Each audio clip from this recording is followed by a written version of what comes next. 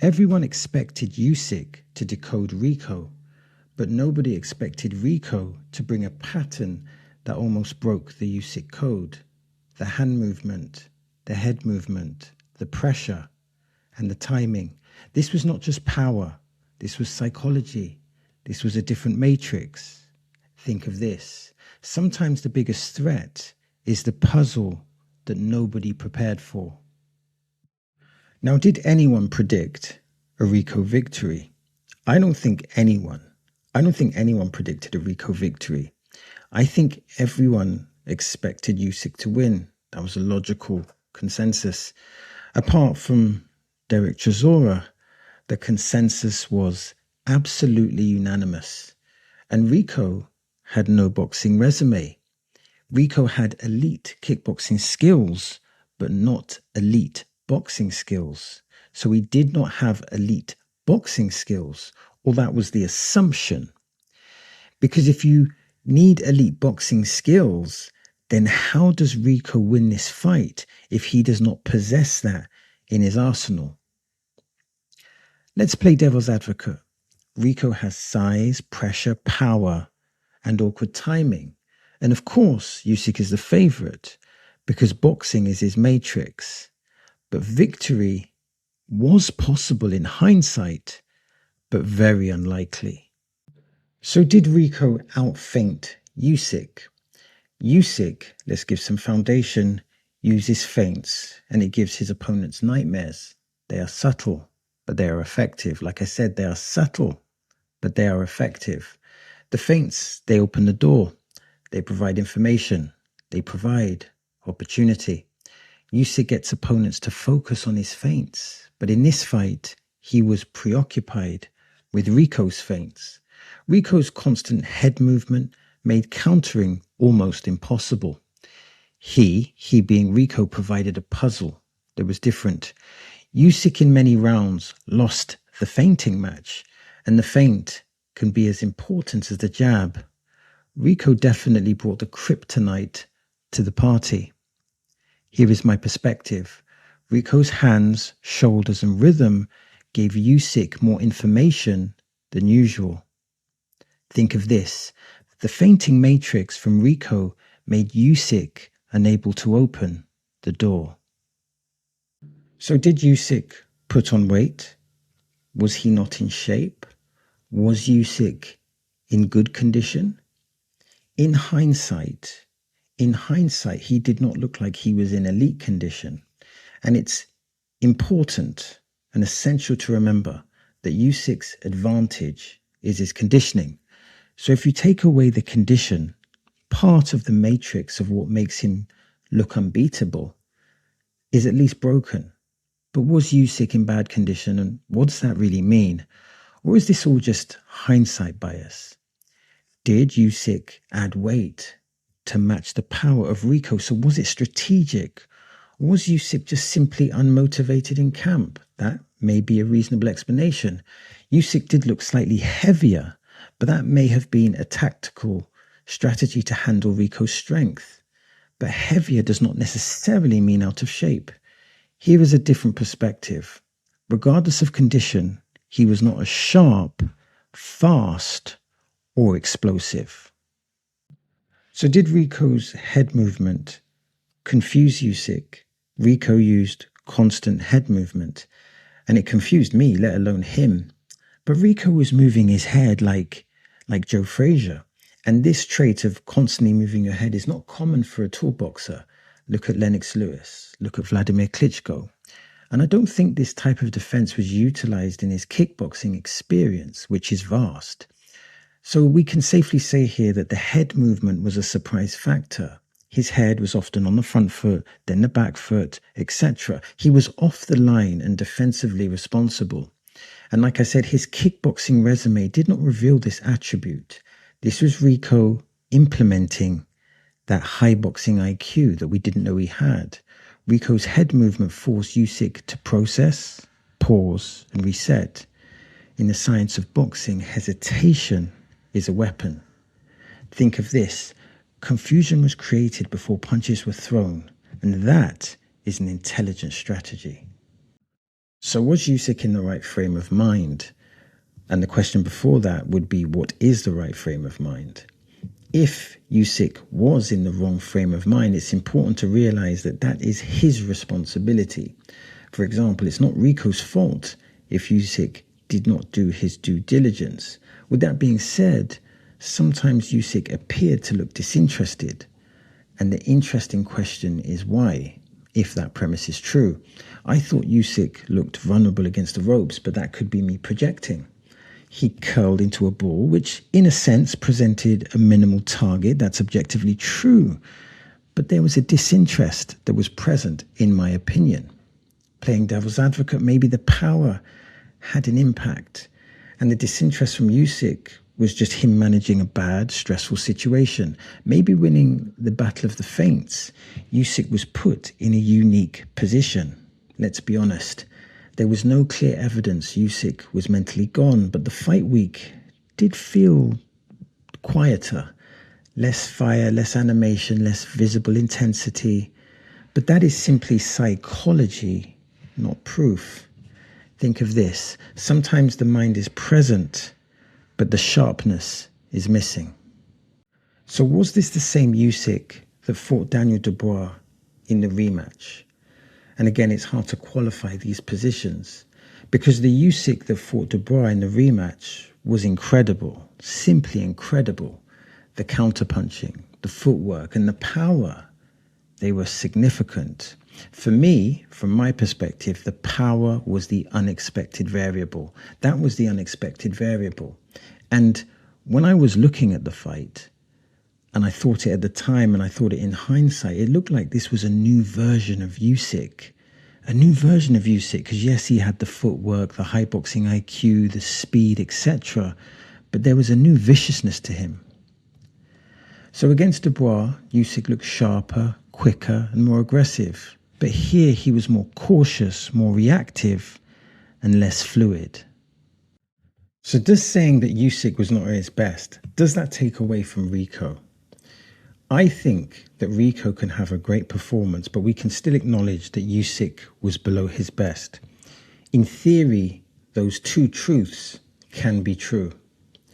So think of it this way. If Rico beat the best version of Usyk, what does that say about boxing and what does that say about elite boxing? From my perspective, I respect the mastery of boxing, I respect Rico's performance, and I respect Rico's resume, particularly within the kickboxing universe. So that's three phases. I respect the mastery of boxing, I respect Rico's performance, and I respect Rico's resume. And Rico was clearly exceptional. But I don't believe this was the exceptional Usyk that we are used to. If we play devil's advocate, Rico may be the reason Usyk was not at his best, because great performances can disturb greatness. Think of this, making a genius look ordinary is still a form of genius. So why was Rico so great on the night? Why was he so great? Rico presented a challenge that Usyk was not prepared for. It was a massive variable. It was the ultimate variable. If you don't have footage on your opponent, can you study him? That is a reasonable question. The lack of footage was maximized by the great tactics implemented. And despite the great game plan, Rico still had to execute. He still had to go in there and execute. He had to go into the lion's den and perform. And he was meticulous, extremely meticulous. And you have to respect not just the preparation, but also the execution. Because Rico stayed calm, disciplined, and dangerous under pressure. That deserves credit. Think of this. Rico was great because, like Usyk, he is a great fighter. So how important was Peter Fury? Or what did Peter Fury, the trainer of Rico, bring to the table? From my perspective, from an outsider looking in, this was a critical factor. In my opinion, when Peter Fury trained Tyson Fury, he developed a Tyson Fury that had great feints and great footwork against Vladimir Klitschko. And I think that that was crucial. And it was the great feints and the great footwork that was the difference in the Usyk fight. Now, in all seriousness, without Peter Fury, I don't know if we get this performance from Rico. I'm just not sure. And it's important to remember how important a trainer is. Remember what Emmanuel Stewart did for Vladimir Klitschko. Peter Fury developed not just the strategy, but he also developed the boxing environment. He developed the boxing environment. I always highly respected Peter Fury as a boxing trainer. Hopefully, he will now get his flowers. Now, Peter Fury brought structure, patience, defense, and ring intelligence. Rico looked less wild and more educated. The psychology was calmer and the tactics were cleaner. So was the fight stopped too early? So I want to be respectful here, but figuratively speaking, at the end of the 11th round, it was like Rico was taking baseball bats to the face, respectfully speaking. The only argument for an early stoppage was that there was 1 second left in the round. Well, maybe there was two arguments. There's 1 second left in the round and there's one more round to go. So let's change the context. If this is in the middle of the round or early in the fight, there is no argument here of an early stoppage. The referee could have considered the 1 minute rest for Rico. But this is hindsight bias, and the referee is in the moment and does not have the ability of hindsight. Context is important here. Remember, there were harsh criticisms of how long it took to stop the fight between Wardley and Dubois. Did this have some type of impact? What was in the referee's mind? We'll probably never know. Let's play devil's advocate. If I was Rico, I would be upset. Give me the minute to recover. That would be his perspective. Let my team or let the doctor do their due diligence. Here's a controversial question. Was the fight stopped too late? It was a heavy knockdown. And after that knockdown, some referees may have stopped it. And even when he got up, Rico was visibly unsteady. So let's paint the picture. There were two opportunities to stop the fight. The first knockdown and the analysis after the first knockdown. Rico looked unsteady. Now remember this, our perspective and the referee's perspective is different. For example, we can see the legs of the fighter, but it might not be as clear to the referee. So it's important to remember the two different perspectives from the TV and from the referee's perspective. And here's another question. Could Rico defend himself intelligently? And what was the risk? What was the risk of sufficient damage? A referee has to make these quick decisions and they have to live with those decisions. Think of this. Some felt Rico absorbed too much damage. Others felt a champion deserved every chance. That is the brutal balance of boxing. So was this evidence of corruption? Here's a question. If there was corruption in this fight, why did the referee give Rico so long? Why did he give him so much time to recover? Surely the referee would have stopped it straight away.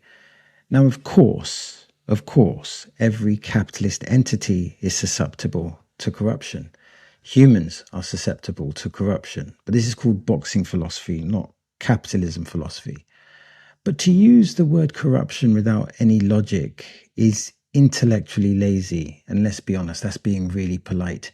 It's subjective to ascertain whether the referee made a bad decision. But here's devil's advocate. If we are saying boxing is corrupt as opposed to that decision is corrupt, that is a different argument. And if you don't understand that, then you really need to try and process that before you use the word corrupt. Think of this. If you use the label of corruption, then bring the appropriate details. So did Rico have better footwork? I think Rico had better footwork on the night, but generally Usyk has better boxing footwork. I'm going to assume that Rico has better kickboxing footwork, and that's based on the assumption that kickboxing footwork is different to boxing footwork. Let me explain this position. Rico had a camp that improved his footwork exponentially. Usyk has better footwork, but his heavier weight neutralized that advantage. That presents two variables. Rico improves footwork in an amazing camp, and then Usyk's size has an impact on his footwork. And then there's a third variable. Peter Fury is really good at improving a boxer's footwork. Now, some people on the internet have become geniuses in hindsight. If you read between the lines, it was obvious to some people that Rico would have better footwork in this department. But there is absolutely no evidence of them having this opinion prior to the fight. Again, this is intellectually lazy and it's hindsight bias and it's just really boring. Rico's footwork was phenomenal. I acknowledge that he had a great trainer in Peter Fury before the fight, but no one could have logically predicted that he would be exceptional with the feet in that manner. So was Usyk too cautious because of Rico's power? Here's another way to look at it. If Usyk wasn't cautious of Rico's power, he probably would have walked into those big right hands, and that would have increased the likelihood of a knockout. Imagine that. I think at the very least, Usyk may have underestimated Rico's power. Remember, Usyk has dealt with the power of Dubois and Anthony Joshua. I personally assumed in the boxing context, they hit harder than Rico. And maybe my assertion was wrong. Now remember, there's the power of punches and then there's being physically strong. Rico was definitely physically very strong. Now the other explanation is that Rico was constantly in position for that right hand counter and he was confusing Usyk with the consistent feints. Clearly this was making Usyk very uncomfortable. Rico's strength, as stated, was not just the power of the punches, it was his explosiveness, his ability to go through the phases. So partly Rico's power made Usyk respect every entry. He did not want to walk into something heavy, and that changed his timing. Think of this, power does not need to land to control behavior. So was Usyk's age a factor? Now, age could have played a role, but can we really qualify that position in a scientific sense? And if we can't qualify the position objectively, how confident should we be in asserting that position? But at the same time, we should be able to assert that position. So we could assert the position, but maybe not confidently because we can't objectively prove it. Winning the feinting battle, I think, played a role. The head movement played a role. The ability to adapt played a role. The boxing IQ, the high boxing IQ played a role. Peter Fury played a role. I think we need to acknowledge Rico's performance, but also acknowledge the variables. 2 or 3 things can be true at the same time. That's an important factor here. And if age was a factor, Rico was beyond good in this fight. Here is a devil's advocate position. Age shows in recovery, sharpness, and repeated explosiveness. Usyk still had intelligence, but maybe not the same constant speed. Think of this, the mind can stay young while the body starts negotiating. There were so many elements to this fight. I personally think Peter Fury had a massive impact. And when I say Peter Fury, I mean the whole team as well. Preparation is so important. It can be the difference between winning and losing, or performing really, really well. And sometimes performing well, even if you don't win, that still matters. Egypt provided the backdrop that maybe something magical can happen, even though previously we didn't believe it. Rico's kickboxing mindset, it did provide, or it did present a new challenge, a significant challenge. Rico, again, in hindsight now, he has the ingredients to be a great boxer. How far can he go? He presented arguably a code to beat Usyk. The head movement, the small target, the intelligent feints, emphasis on intelligent, the footwork, the explosiveness. Beating Usyk, it wasn't just about strength, it was outthinking Usyk, presenting traps and nullifying Usyk's greatness. That was so incredible about this performance. In a figurative sense, Rico presented a new language, and Usyk, a person known as an elite boxer, a person known for adaptation, elite adaptation, he struggled with that new language. Here's a question. What should Usyk do now? What are the options? Rematch? Retire? Fight Caballero? Should he continue, or should he bow out gracefully? But there's other questions as well. What should Rico do? Should he have a rematch? Or should he go to some other journeys? He could fight AJ. That would be huge. Tyson Fury. Imagine Rico versus Moses Atama. Or against Caballel. There are endless opportunities for him. And the natural question is to ask, can Rico duplicate the magic that he showed in Egypt? Or should Rico walk away gracefully? Because he now has the respect, the utmost respect from the boxing fans. This was a significant cultural moment. Also, I think it's important to say this. I appreciated the respect factor. I appreciated the respect between Usyk and Rico. They never disrespected each other. They were very respectful. And when you have a great CV, you don't have to disrespect your opponent because the fight sells itself. Think of this. Preparation, unpredictability, and execution can potentially create a magical outcome. So that's the end of the video.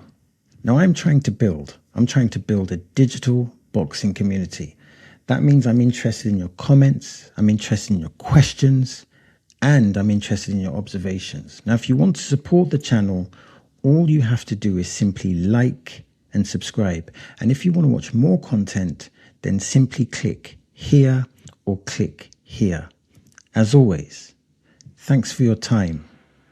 It is much appreciated.